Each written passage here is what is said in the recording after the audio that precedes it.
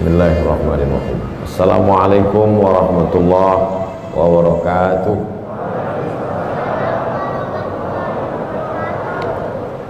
Alhamdulillah wassalatu wassalamu ala Rasulillah wa ala alihi wa sahbihi wa man tabi'ahu wa mawalah. Yang saya hormati ketua beserta seluruh pengurus Masjid Darussalam Kota Wisata. InsyaAllah kita semua dimuliakan Allah Subhanahu wa ta'ala. Amin ya rabbal alamin. Tema kita hijrah sebagai momentum kebangkitan umat. Zaman Nabi Muhammad SAW itu, kalau kita baca, tidak ada tahun. Enggak ada tahun 1, tahun 2, tahun 3 kan? Makanya kita dulu belajar di sekolah, Nabi Muhammad SAW lahir pada tahun gajah. Karena memang penamaan tahun tergantung musim.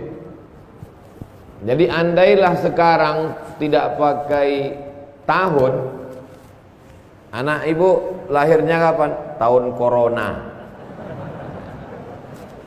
Terus kalau berkelanjutan juga tahun apa? Tahun masker.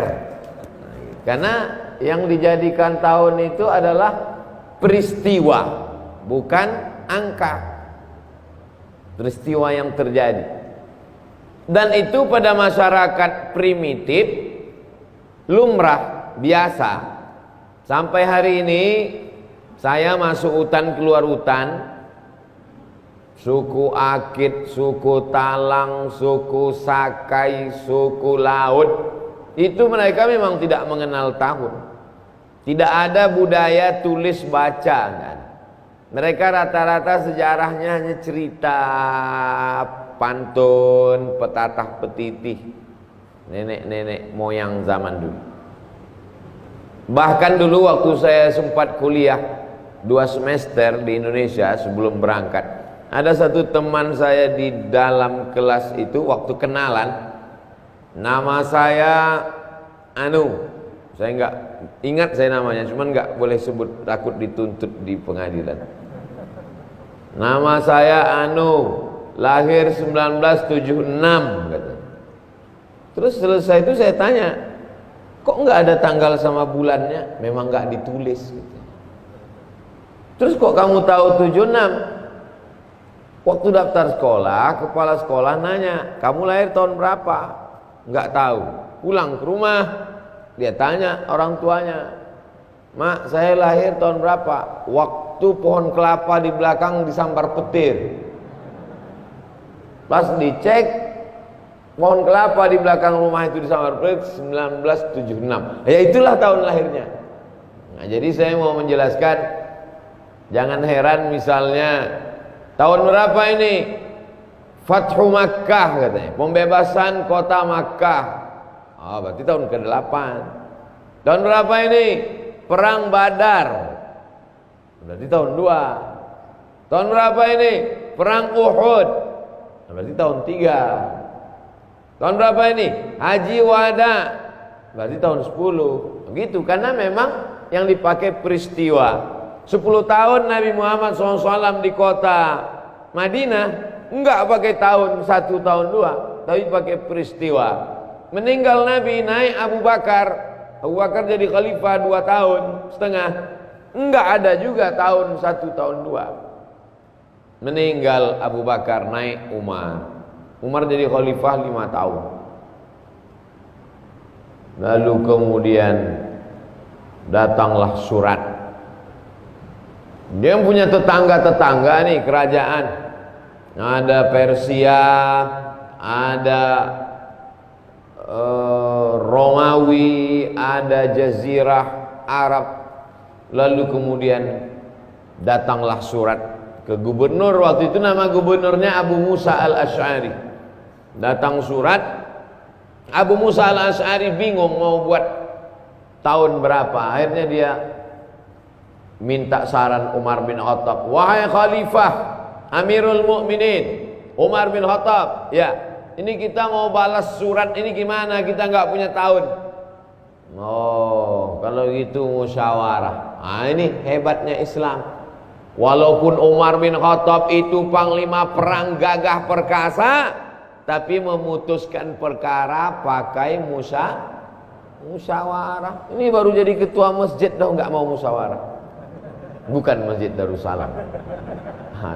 Ada musola kecil yang apanya ketuanya itu Fir'aun baru taubat. Tapi taubatnya belum full. Nah, lalu kemudian musyawarah lah. Umar bin Khattab bersama sahabat mengamalkan firman Allah. A'udzubillahi minasyaitonirrajim. Wa amruhum syura bainahum. Orang beriman itu memutuskan perkara berdasarkan musyawarah. Dari dasar musyawarah inilah diambil ke adopsi ke Pancasila. Makanya di Pancasila itu ada tauhid, ketuhanan yang Maha Esa. Ada kemanusiaan, al-insaniyah, kemanusiaan yang adil dan beradab. Ada al-wahdah, persatuan Indonesia. Ada permusyawaratan. Ada al-adalah, keadilan sosial bagi seluruh rakyat Indonesia. Jadi yang menyusun Pancasila itu adalah para ulama, founding father, pendiri bangsa. Jadi jangan dibenturkan. Sekarang mau dibenturkan antara nasionalisme dengan agama. Siapa yang berteriak Allahu Akbar berarti musuh nasionalisme. Ini orang nggak ngerti sejarah. Oleh sebab itu, loh kemana ceritanya kok ke situ? Oke, balik ke musyawarah. Musyawarahlah Umar bin Khattab. Kata Umar bin Khattab, ini ada surat dari Gubernur Abu Musa al-Asy'ari minta saran, sumbang kontribusi pemikiran. Kita mau buat kalender. Nabi sudah meninggal. Kalendernya dimulai kapan? Usul pendapat pertama. Ya, silakan. Bagaimana kalau kalendernya kita buat dari sejak Nabi lahir? Nabi lahir tahun 1. Jadi seandainya kalender kita sejak Nabi lahir, itu nama kalendernya Selamat Tahun Baru Maulid. Karena lahir Maulid. Pendapat ini ditolak sama yang enggak setuju. Saya kurang setuju. Kenapa? Karena Nabi Muhammad SAW lahir, tidak ada belum perubahan besar terjadi. Betul, Nabi Muhammad itu mukjizat luar biasa. Tapi ketika dia lahir, orang tetap mabuk, minum khamar, berzina, riba, macam-macam. Jadi kalau begitu perubahannya belum signifikan. Apa pelajaran dari sini? Bahwa sahabat Nabi yang bertiter bergelar radhiyallahu an, tapi kalau dalam bermusyawarah tetap ada pendapat yang diterima dan yang ditolak. Ini kalau sudah musyawarah, pendapat saya, begitu ditolak langsung merajuk pulang. Bapak kok enggak datang lagi ke masjid? Kemarin Pak Ustadz waktu musyawarah di masjid, masa pendapat saya ditolak? Apa enggak tahu kalau saya ini profesor doktor? Merajuk. Ini titel lebih hebat dari segala titel. As-sabiqun al-awwalun, mereka yang dulu masuk Islam, minal muhajirin, dari kalangan muhajirin, wal ansar, dari kalangan ansar, walladzina taba'uhum bi ihsan, dan yang mengikuti mereka dengan perbuatan baik, ulaika, mereka itu radhiyallahu anhum, diridhai Allah Subhanahu wa ta'ala. Pelajaran pertama, musyawarah. Pelajaran yang kedua, ditolak pendapatnya, enggak sakit hati, karena ini namanya musyawarah. Ada pendapat lain? Ada. Gimana kalau kalendernya dimulai tahun 1 sejak turunnya wahyu Al-Quran? Seandainya Iqra itu dijadikan tanggal 1, Iqra bismi rabbikal ladzi khalaq, khalaqal insana min 'alaqin, Iqra wa rabbukal akram Allazi 'allama bil qalami 'allamal insana ma lam ya'lam. Selamat tahun baru Iqra. Selamat tahun baru Wahyu namanya. Ditolak juga pendapat ini, enggak diterima. Biasa berdebat di ruang musyawarah itu biasa. Yang luar biasa itu berdebat di ruang musyawarah sampai dibawa ke liang lahat, itu yang masalah. Gimana, ada pendapat yang lain? Ada.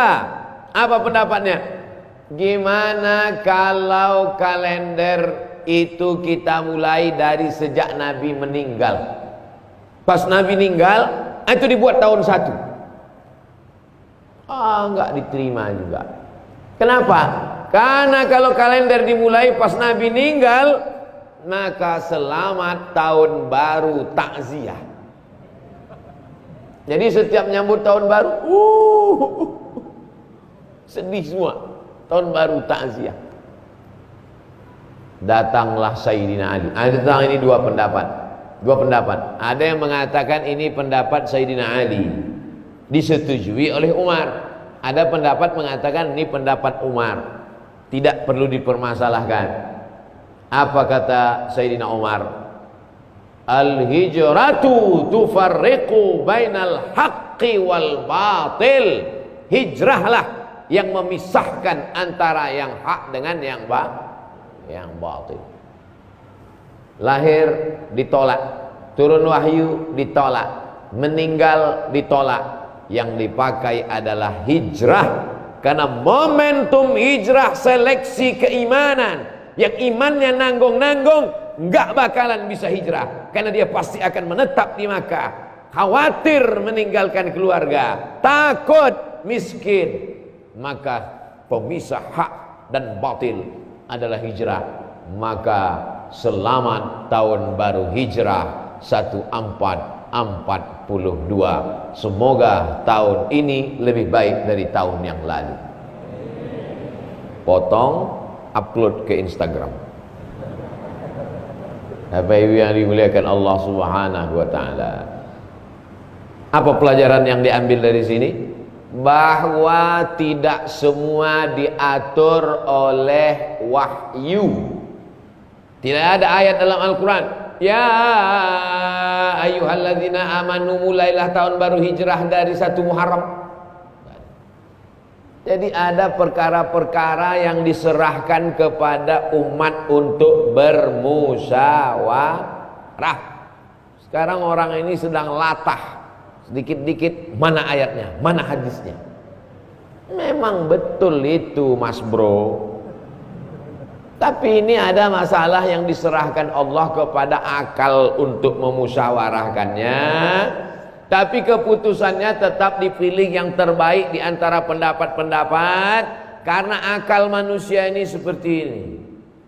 Jangan tangan kiri lah Pak Ustadz, oke kanan. Akal manusia ini seperti ini. Jabatan manusia juga seperti ini. Bentuk rupa wajah manusia juga seperti ini. Ada akal ini sangat sempurna, ada yang rendah kurang sempurna, ada yang sedang-sedang saja. Ketika bermusyawarahlah akan tampak di mana kesempurnaan, kestabilan emosi. Oleh sebab itu kita dalam segala urusan hidup ini melihat ke Quran, melihat ke sunnah, ikuti langkah para sahabat, salafunas saleh, pakai akal, maka insya Allah ibadah membimbing hati, maka insya Allah kita diridhoi Allah sampai hari kiamat. Amin ya rabbal alamin. Akhirnya dipakailah momen hijrah. Hijrah ini berawal hari Kamis. Hari ini hari Rabu, besok Kamis. Hijrah berawal dari Kamis besok. Ini gladi kotor, besok baru hijrah. Makanya tepat kata Pak Ketua Divisi Ibadah tadi, supaya Ustaz Abdul Somad datang tiap bulan kemari. Banyak yang mengaminkan. Hari Kamis pagi, ini momentum awal hijrah. Berkumpullah semua anggota-anggota parlemen. Apa ada parlemen waktu itu Pak Ustaz? Oke, kalau nggak setuju kepala suku. Kepala-kepala suku ngumpul semua di sebuah tempat namanya Darun Nadwah. Masjid kita Darussalam. Tempat pertemuan di Makkah Darun Nadwah. Dar artinya rumah, Nadwah artinya pertemuan. Darun Nadwah, rumah pertemuan di kota Makkah. Yang mendirikan Darun Nadwah itu namanya Qusay. Siapa namanya? Qusay. Saya belum pernah ketemu orang Indonesia nama Qusay. Qusay. Muhammad sallallahu alaihi wasallam punya ayah namanya Abdullah, punya ayah namanya Abdul Muttalib, punya ayah namanya Hashim, punya ayah namanya Abdi Manaf, punya ayah namanya Qusay, punya ayah namanya Kilab. Muhammad, Abdullah, Abdul Muttalib, Hashim, Abdi Manaf, Qusay. Kakek yang ke-5. Saya kakek saya yang ke-5 nggak hafal lagi. Qusay inilah yang membangun Darun Nadwah ini. Betapa hebatnya keluarga Nabi Sallallahu Alaihi Wasallam. Apa pelajaran dari sini? Bahwa Nabi itu keturunan orang-orang kaya. Sudah berapa pelajaran? Hitung aja lah sendiri. Cuman saya mau hijrah ini kita ambil pelajaran. Pelajaran bahwa di sana ada musyawarah. Kalau musyawarah jangan tersinggung pendapatnya ditolak. Bahwa yang diambil momen terbaik hijrah. Tidak semuanya disebutkan dalam Quran. Bahwa mereka itu berawal hijrah itu hari Kamis. Pertemuan di sebuah tempat namanya Darun Nadwah. Darun Nadwah didirikan oleh Qusay, kakek kelima Nabi Muhammad sallallahu alaihi. Bertemulah kepala-kepala suku di sana. Hari Kamis pagi, rapat parlemen. Agenda tertutup. Bagaimana cara membunuh Muhammad sallallahu alaihi wasallam. Hari Kamis pagi. Bagaimana cara membunuh? Karena mereka sudah terganggu 13 tahun lamanya. Kedatangan Nabi Muhammad merusak stabilitas keamanan jahiliyah. Banyak yang terganggu, risau, resek ini orang. Harus kita habisi. Nah, bertemulah mereka semua. Bapak Ibu, saya ngomong kuat gitu nggak stres kan? Soalnya saya nggak bisa saya melihat raut wajah, nggak tahu entah dia senang, entah dia marah. Tapi saya husnuzon aja. Saya terus terang dengan masker ini terbantu ketika foto-foto. Saya nggak perlu senyum. Kalau dulu sekarang saya senyum.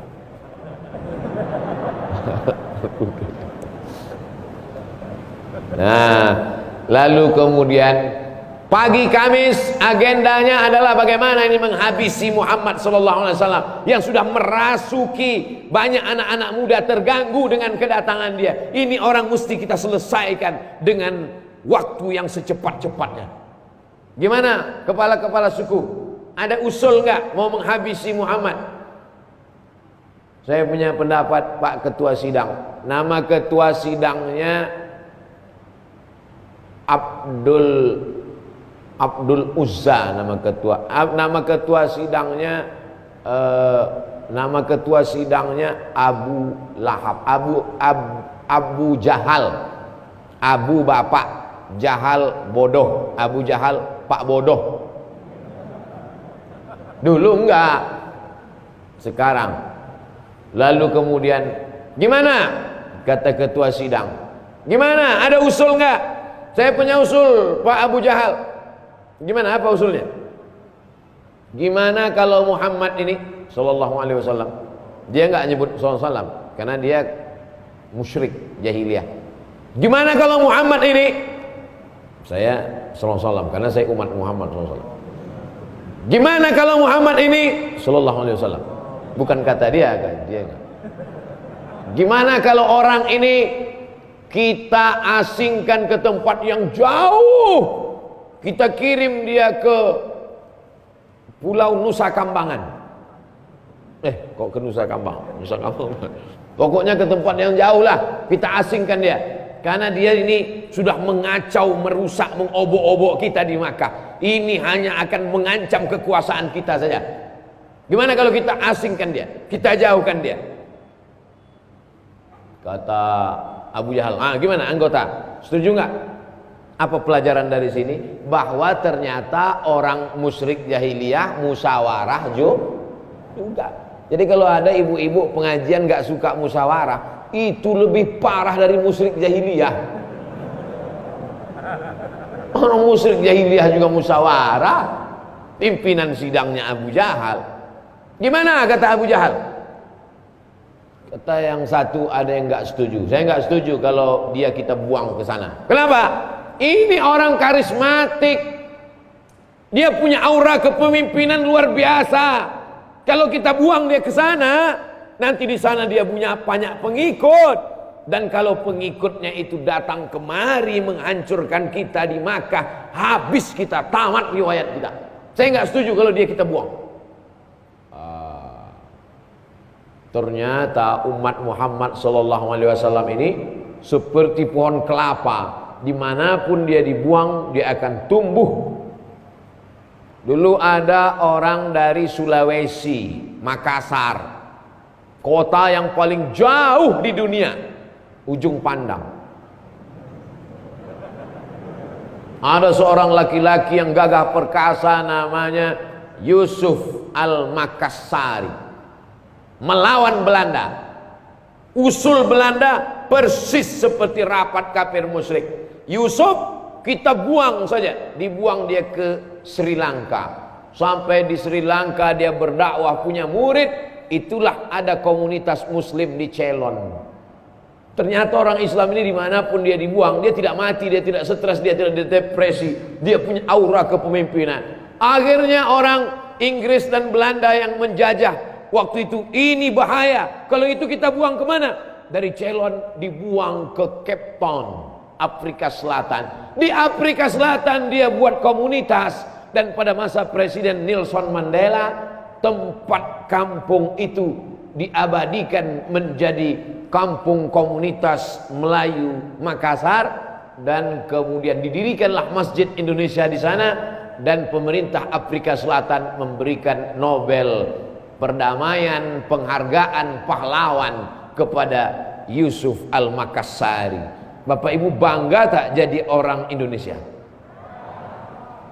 Kalau nggak bangga ya nggak apa-apa, saya nggak maksa kok.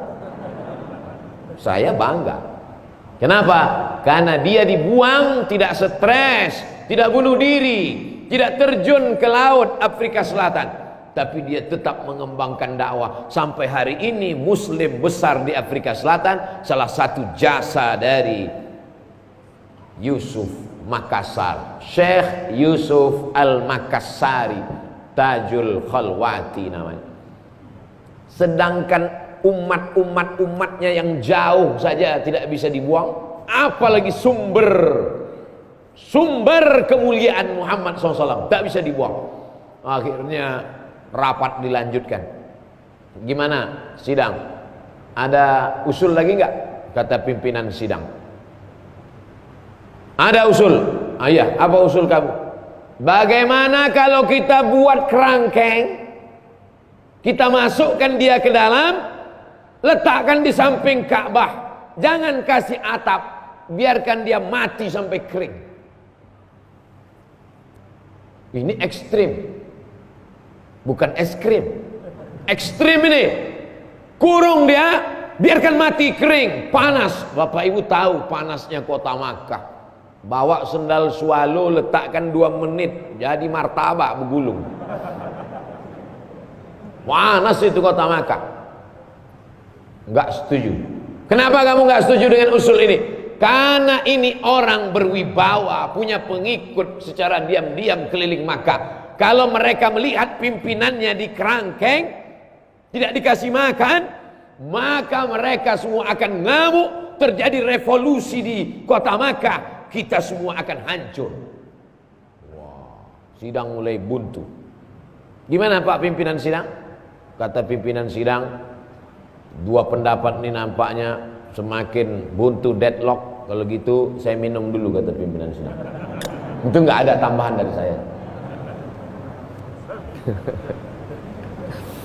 Insya Allah. Bismillahirrahmanirrahim.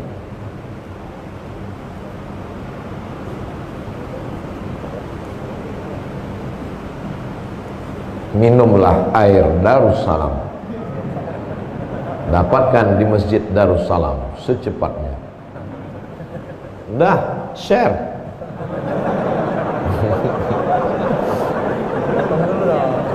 Saya ditanya sama orang pajak, itu Ustadz banyak sekali endorse kopi, endorse cendol, endorse air, ada ngambil royalti nggak? Demi Allah nggak ada royalti. Udah kekurangan duit orang ini.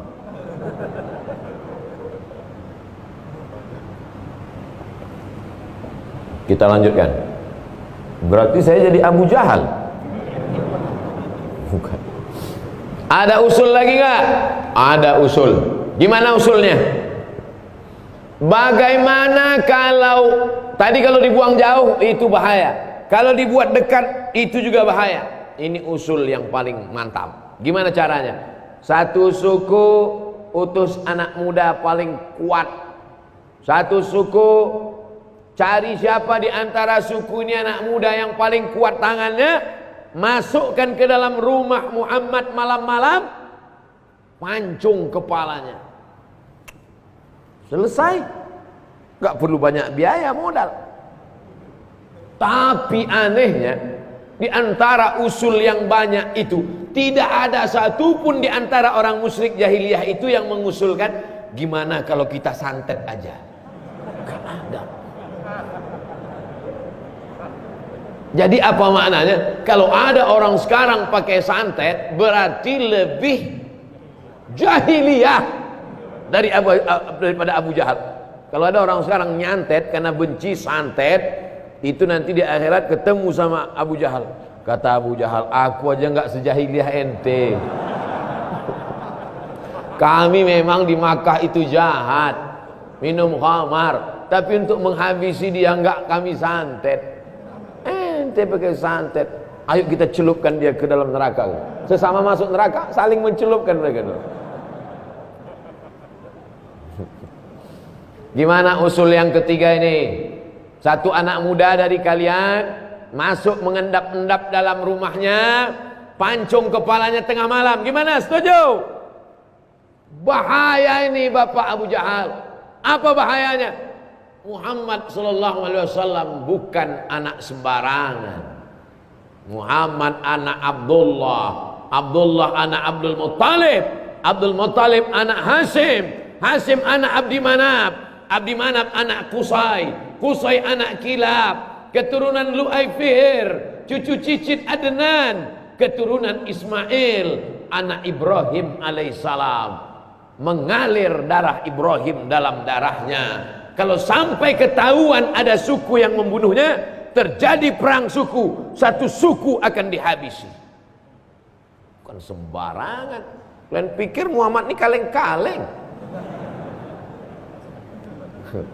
Akhirnya sidang waktu itu alot luar biasa. Gak berapa lama idenya datang dari Abu Jahal sendiri. Kata Abu Jahal, saya punya ide sendiri. Apa ide Abu Jahal? Kalau satu suku mengirim satu anak muda, ketahuan nanti satu suku di sana dihabisi. Jadi kalau gitu gimana? Satu suku ngirim anak muda, satu suku ngirim anak muda, satu suku ngirim anak muda, satu suku ngirim anak muda, satu suku ngirim anak muda, dan kemudian semua anak muda ini dikasih pedang. Malam-malam ramai-ramai masuk, semuanya ikut mencincang, dan kalau dia mati tidak ada satupun yang dituntut karena semuanya ikut. Inilah ide korupsi berjamaah dari Abu. Karena kalau cuma satu yang buat ditangkap, gimana kalau kita buat rame-rame? Siapa yang mau nangkap? Cerdas dia, cerdas. Tapi kenapa dipanggil Abu Jahal? Abu Jahal kan pak bodoh, padahal otaknya cerdas. Karena cerdasnya untuk yang jahat-jahat saja. Kalau untuk yang baik-baik dia tertidur. Ini masjid kita sudah nggak muat lagi. Jamaah kita ramai sampai 3.000 orang. Gimana jamaah cara menyelesaikan masalah ini? Nggak ada ide-idenya. Tapi kalau pas ditanya, gimana cara kita nyambut Agustusan? Keyboard tunggal. Nah itu Abu Jahal. Oleh sebab itu maka disetujuilah. Gimana setuju? Semua suku setuju. Setuju semua suku. Akhirnya mengirimkan anak muda yang gagah, kekar, perkasa, tangan berotot, nanti malam siap mencincang. Dengan ini rapat pada hari Kamis menetapkan keputusan. Setiap suku mengutus anak muda. Sidang ditutup. Akhirnya mereka setelah tanda tangan amprah pulang. Pulang semua. Siang itu datanglah Nabi Muhammad sallallahu alaihi wasallam menemui Abu Bakar Siddiq. Nabi Muhammad menemui Abu Bakar. Assalamualaikum. Waalaikumsalam. Rasulullah. Ya. Ada apa ya Rasulullah? Abu Bakar, nanti malam kita hijrah. Jadi hijrah itu hari Kamis malam, Jumat besok malam. Nanti malam kita hijrah. Kenapa malam ini ya Rasulullah? Karena nanti malam anak-anak muda akan masuk ke rumahku dan akan memancung kepalaku. Sebelum mereka beraksi, kita jalan. Pertanyaannya, itu rapat Kamis pagi tadi kan tertutup. Tidak ada satupun wartawan online yang diizinkan masuk. Kenapa Nabi bisa tahu? Ternyata rapat itu disadap. Penyadapnya bukan detektor, bukan alat. Penyadapnya siapa? Jibril alaihissalam. Inilah dalil rapat-rapat boleh disadap.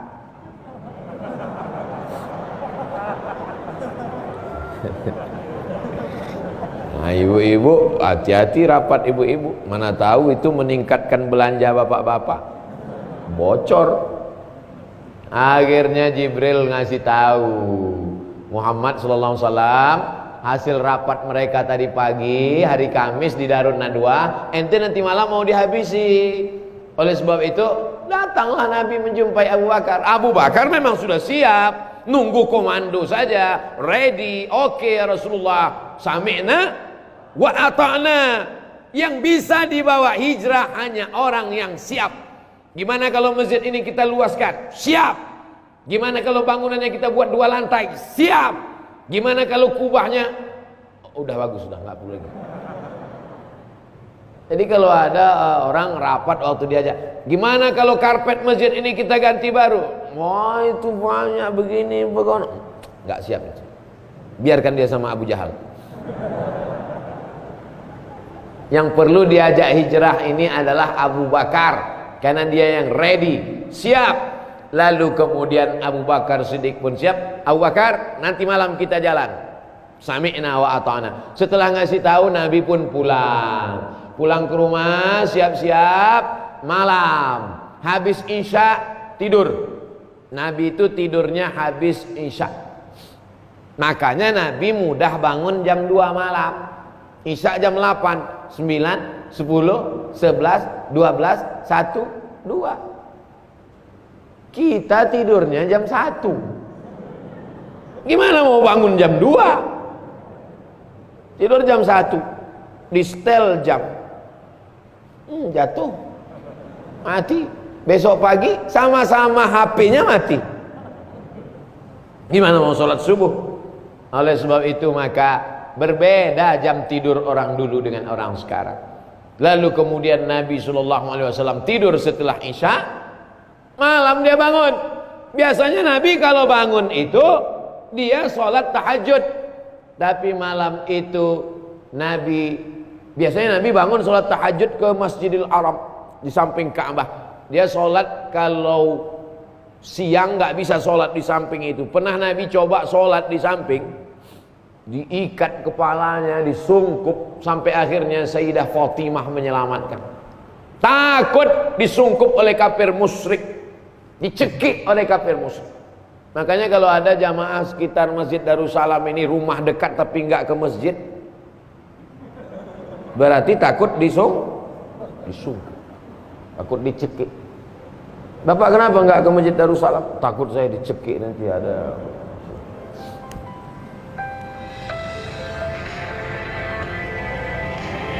Mohon izin sebentar, lupa mematikan handphone.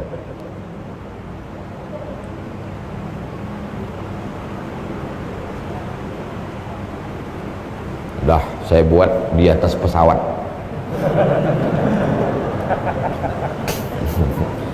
Lalu kemudian malam itu datanglah anak-anak muda mau menyusup masuk ke dalam. Ketika mereka sedang berada di depan pintu rumah Nabi Muhammad SAW, Nabi buka pintu. Itulah yang disebutkan, Bapak Ibu hafal semua ayatnya. Wa ja'alna min baini aydihim saddan wa min khalfihim saddan fa aghshaynahum fahum la yubsirun. Surat Yasin. Wa ja'alna min baini aydihim sadda, bagian depannya kami buat tembok. Wa min khalfihim sadda, bagian belakangnya tembok. Tembok depan, tembok belakang, siapa yang bisa ganggu? Fa'asyainahum, kami tutup mata mereka. Fahum la yubsirun, mereka tidak bisa melihat. Mereka seperti patung di depan rumah Nabi terpukau. Nabi keluar, Nabi ambil pasir, Nabi lemparkan ke atas, jatuh pasir itu ke kepala mereka. Begitu mereka tarik, kok ada pasir? Nabi sudah berlari. Saya cuma mau ngasih tahu saya nggak gundul. Itu Ustaz itu kemana-mana pakai peci kan karena dia gundul. Enggak. Lalu kemudian Nabi berlalu, pergi Nabi menuju rumah Abu Bakar Siddiq. Setelah Nabi berlalu, mereka tersadar seperti terpukau. Kenapa ada pasir? Masuk mereka ke dalam, langsung menuju tempat tidur Nabi. Mau mereka cincang, jangan dulu, kita buka dulu. Ternyata yang tidur di situ adalah Sayyidina Ali. Apa pelajaran dari sini? Kalau mau bunuh orang, pastikan dulu. Jangan asal bunuh aja. Sniper, pastikan dulu. Yakin nggak itu Abdul Somad? Yakin? Tembak. Wah, bukan Muhammad SAW. Siapa ini? Sayyidina Ali. Bangunkan Ali.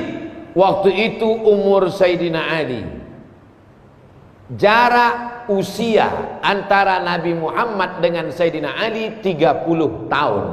Nabi mendapat wahyu umur 40 tahun.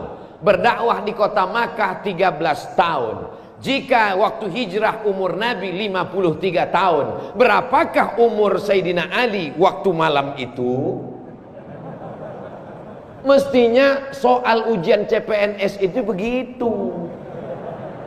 Jadi ada matematiknya, ada sejarahnya.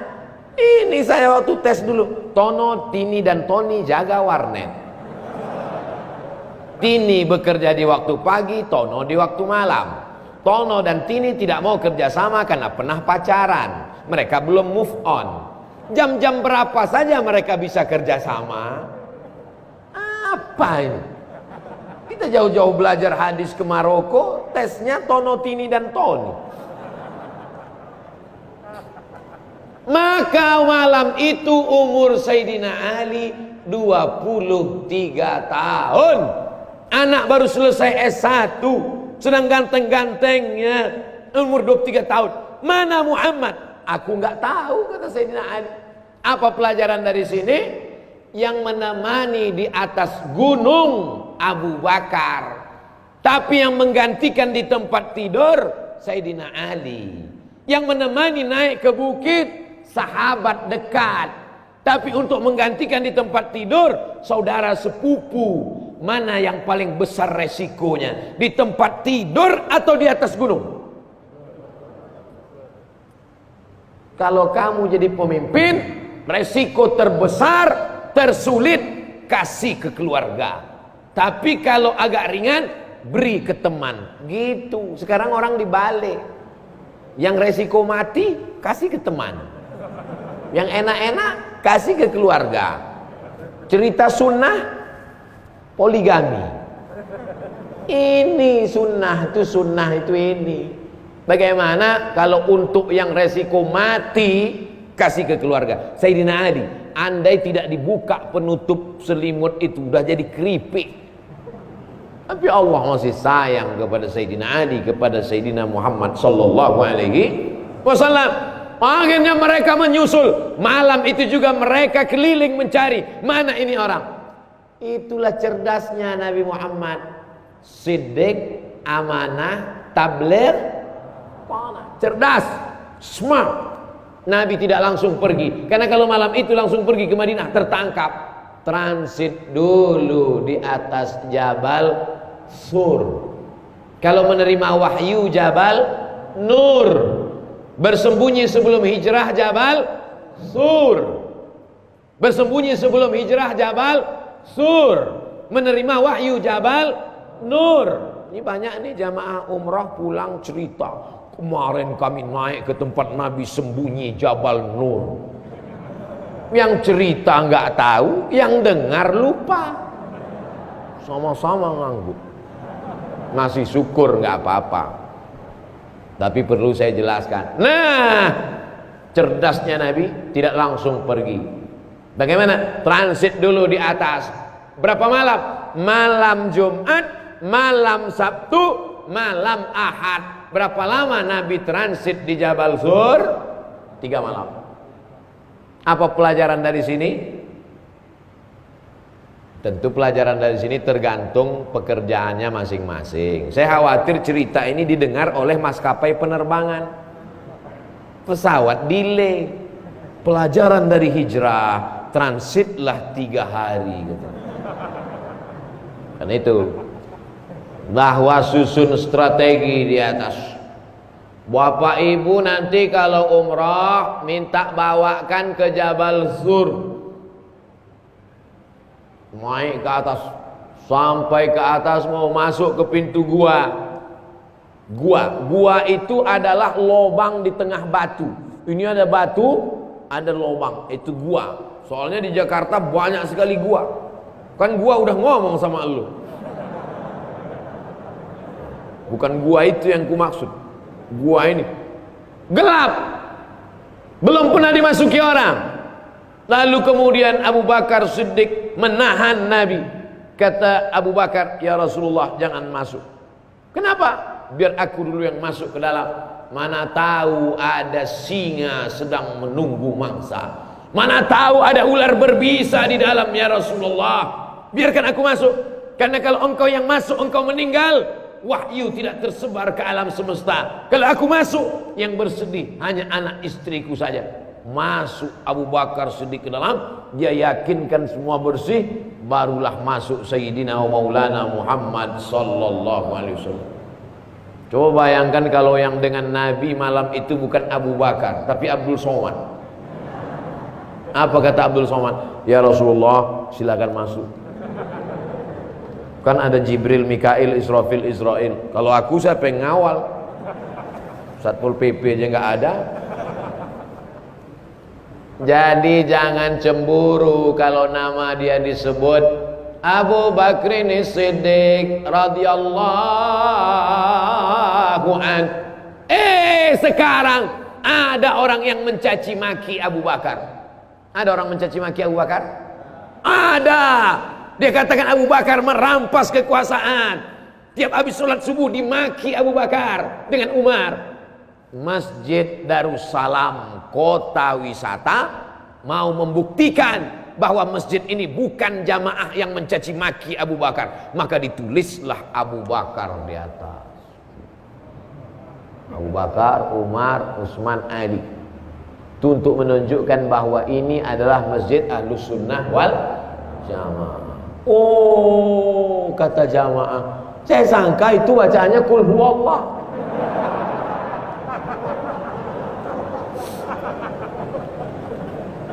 Bapak Ibu yang dimuliakan Allah Subhanahu wa taala. Lalu kemudian ada lobang di situ. Di dalam gua itu ada lobang, duduk Abu Bakar di atas lobang itu. Kakinya selonjoran ke depan. Datang Nabi Muhammad sallallahu alaihi wasallam meletakkan tengkuknya ke paha Abu Bakar. Abu Bakar meletakkan pundaknya ke dinding batu. Menduduki lobang yang ada di samping. Duduk. Tengah malam lelah habis naik ke atas. Tiba-tiba Nabi yang sedang tertidur di pangku ini terjaga karena menetes air dari atas tepat di pipi Nabi. Nabi terjaga. Air apa nih Abu Bakar? Gak mungkin embun. Di dalam gua batu, air apa ini?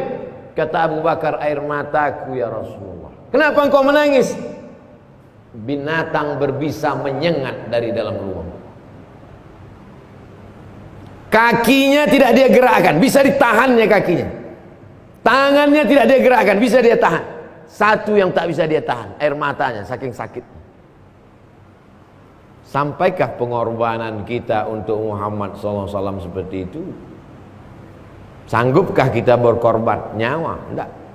Oleh sebab itu pengorbanan kita ini belum ada apa-apanya. Belum ada apa-apanya Bapak Ibu yang dimuliakan Allah Subhanahu wa taala. Ini baru nahan kencing aja udah pucat.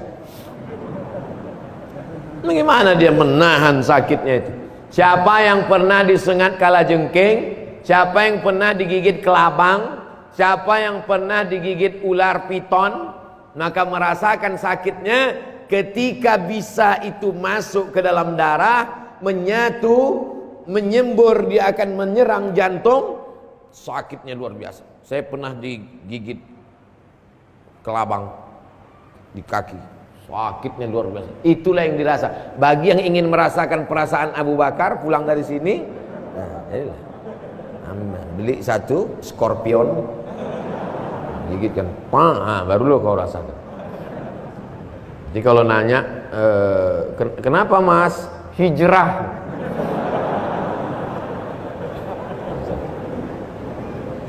Rasulullah Sallallahu Alaihi Wasallam yang ngantar makanan ke atas siapa? Dari kota Makkah naik ke atas, makanannya dibawa oleh Asma. Kira-kira kalau Asma laki-laki apa perempuan? Perempuan. Itulah mengapa banyak perempuan sekarang ingin naik ke Jabal Sur waktu umrah. Tapi nggak naik sampai ke atas untuk foto-foto aja. Alhamdulillah guys, sudah sampai di Jabal Sur. Disinilah Nabi hijrah dulu. Semua kita mendapatkan pelajaran dari hijrah. Dan yang membawa makanan ini adalah Asma, seorang perempuan yang luar biasa. Jangan lupa subscribe, like, and share. Yang dimuliakan Allah SWT. Ini berita hiruk pikuk di kota Makkah harus sampai ke atas. Siapa yang menyampaikan berita ini? Sedang dipoto. Siapa yang menyampaikan berita ini? Abdullah, anak Abu Bakar. Abdullah malam-malam tidur di atas. Menjelang pagi turun ke Makkah. Siang dengar berita. Apa pelajaran dari sini? Orang Islam mesti update dan upgrade berita. Jangan sampai ketinggalan berita. Berita naik ke atas. Malam-malam sampaikan, wahai Rasulullah, tadi berita-berita berkecamuk di Makkah, isu-isu gini yang membuli-buli si anu. Di bawah ada penjaga. Kalau ada naik musuh ke atas, kasih tanda-tanda. Yang menjaga di bawah itu namanya Amir bin Fuhairah. Yang menemani di atas Abu Bakar. Yang menjaga di bawah Amir bin Fuhairah. Yang membawa makanan Asma. Yang membawa berita Abdullah. Yang menjadi guide penunjuk jalan Ibnu Uraiqid. Apa namanya ini? Pelajaran apa yang bisa kita ambil? Job description. Itu siapa? Ketua pembangunan. Makanya dia agak banyak kerut memikirkan semen dan cor batu bata batu kerikil. Itu siapa? Itu bagian seksi ibadah. Makanya targetnya Ustaz Somad mesti tiap bulan datang ke Darussalam. Jadi mereka ini adalah job description-nya luar biasa. Maka terwujudlah masjid yang sebesar 1 hektar. Hai pengurus-pengurus masjid seluruh Indonesia, kalau kalian mau buat masjid 1 hektar, datang studi banding ke Darussalam kota wisata. Takbir. Dah potong, masukkan ke Instagram. Saudaraku yang dimuliakan Allah Subhanahu wa taala, malam Kamis, malam Jumat, malam Sabtu, malam Ahad, 3 hari 3 malam. Ahad malam Senin mereka pun bertolak menuju Yathrib. Jalannya tidak jalan biasa, tapi ditempuh jalan luar biasa. Yang ngerti jalan luar biasa itu namanya Ibnu Uraiqid, agamanya musyrik non muslim. Sepakat semua ahli sirah sejarah bahwa penunjuk jalan itu non muslim. Apa pelajaran dari sini? Boleh berteman dengan non muslim, boleh pakai jasa non muslim selama tidak membahayakan agama. Siapa bilang Nabi Muhammad SAW itu ini beda agama, pancung kepalanya?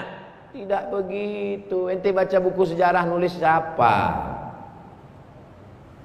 Pelan-pelanlah mereka naik onta 8 hari 8 malam. Bapak ibu kemarin naik bis 6 jam. Labbaik Allahumma labbaik, labbaik la syarika laka labbaik, innal hamda wan ni'mata lak wal mulka la syarika lak, labbaik Allahumma labbaik, labbaik la syarika laka labbaik, innal hamda wan ni'mata lak wal mulka la syarika lak. Naik bis 6 jam, AC-nya kencang sampai Makkah beku. Nabi panas terik naik onta 8 hari 8 malam sampai di tengah jalan haus, air minum tidak ada, bertemu dengan tempat ternak kambing. Akhirnya panggil penjaga ternak. Hai koboi, ko sapi, boy anak, koboi anak penjaga sapi. Sini sebentar. Ya, tradisi orang musyrik dulu jahiliyah boleh minta air susu. Apa pelajaran dari sini? Sepelit-pelitnya orang jahiliyah pasti ngasih susu. Jadi kalau ngasih air putih itu pelit sekali.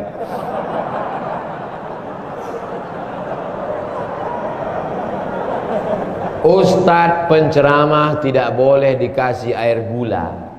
Karena kalau dikasih air gula, lehernya panas. Pita suara dikasih gula cepat rusak.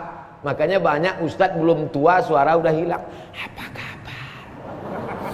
Tidak boleh kasih air gula. Artinya apa? Pengurus masjid Darussalam ngerti itu. Maka dikasih air putih. Ustadz banyak duduk. Pagi tadi duduk di Az-Zikra. Selesai itu duduk lagi di Fajrus Salam. Selesai itu duduk lagi di Darussalam. Nanti duduk lagi. Sore duduk, malam duduk. Kalau banyak duduk minum gula, kena ginjal. Maka untuk ustadz dikasih air putih. Ini untuk menghilangkan fitnah-fitnah.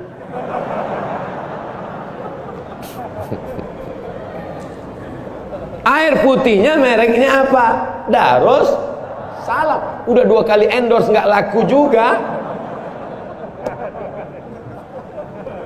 Nah, lalu kemudian, hei anak kecil, ada nggak air susu? Panas terik, kering kerontang. Itu menunjukkan hijrah Nabi itu musim panas. Karena waktu itu kering kerontang, kambing kurus-kurus. Tapi kalau mau juga ini ada satu kambing kurus, terserahlah, kalau ada air susunya ambil. Didoakan Nabi, diperah oleh Abu Bakar Siddiq, dimasukkan ke dalam. Setelah itu Abu Bakar membersihkan bagian bawah gelasnya. Takut dia ada pasir jatuh ke pangkuan Nabi, bersihkan. Setelah dibersih baru diberikannya ke Nabi. Diminumlah oleh Nabi Muhammad SAW air susu tadi. Bismillah. Waktu Nabi meminum itu, Nabi Abu Bakar melihat. Apa kata Abu Bakar? Fasyariban nabiyyu hatta irtawaitu. Nabi minum air itu sampai hausku hilang. Apakah Bapak Ibu melihat Nabi minum haus hilang? Kita tes. Saya misalnya jalan sama Pak Ketua Masjid Darussalam. Pas jalan, lalu kemudian saya tuangkan air. Saya tuangkan, habis itu Pak Ketua silakan minum. Lalu Pak Ketua pun minum. Lalu apa kata saya? Melihat Pak Ketua minum, hausku makin menjadi-jadi. Karena iman kita belum sampai pada level senang melihat orang senang. Kita justru stres melihat orang senang. Melihat rumah orang besar, tuyulnya berapa ya? Melihat mobil orang bagus, paling-paling korupsi. Jadi kita tidak akan bahagia selama kita belum bisa merasakan kebahagiaan orang lain. Abu Bakar sudah sampai ke tingkat itu. Hilang hausnya melihat Rasulullah SAW minum. Mereka lanjutkan lagi perjalanan. Lanjut perjalanan. Tiba-tiba dari kejauhan nampak debu naik ke atas.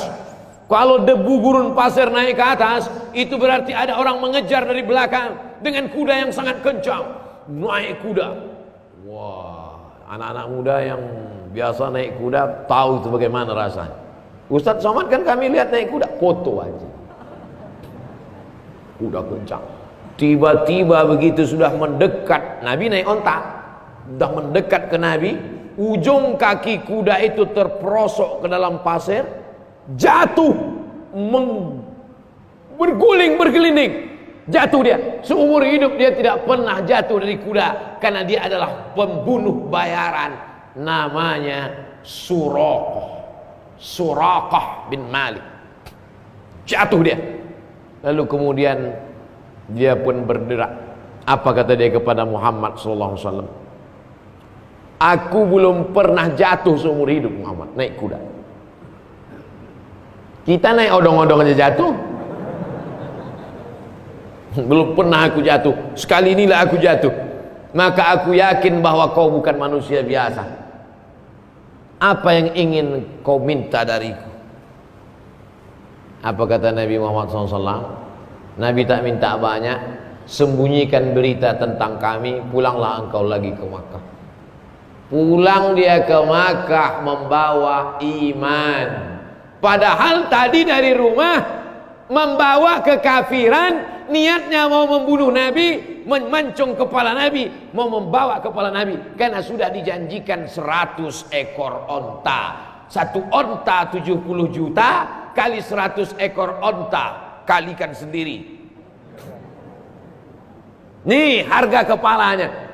Dari rumah mau membunuh Nabi, mau dapat duit haram, membawa kekafiran. Hidayah datang dan pulang membawa iman. Apa pelajaran dari sini? Berapa banyak orang dari rumah membawa hidayah, bismillahi tawakkaltu 'alallah la haula wala quwata illa billah, tapi pulang bawa duit haram. Nanti di akhirat ketemu sama Suraqah. Suraqah senyum. Syukur kalau surokoh pakai masker. Kalau enggak, ente dulu kan yang pulang keluar dari rumah baca doa bismillah, sampai di tempat kerja ngambil duit haram kan. Aku keluar dari rumah menyebut nama setan dan niatku mau memancung kepala Muhammad SAW, tapi aku tinggalkan 100 ekor onta karena aku melihat kebenaran. Hari ini berapa banyak orang yang salah langkah, salah berpikir, salah melihat, salah membaca. Saya mulai ceramah jam 9.30, sekarang sudah jam 10.30, 60 menit kebersamaan kita. Kita lanjutkan cerita hijrah.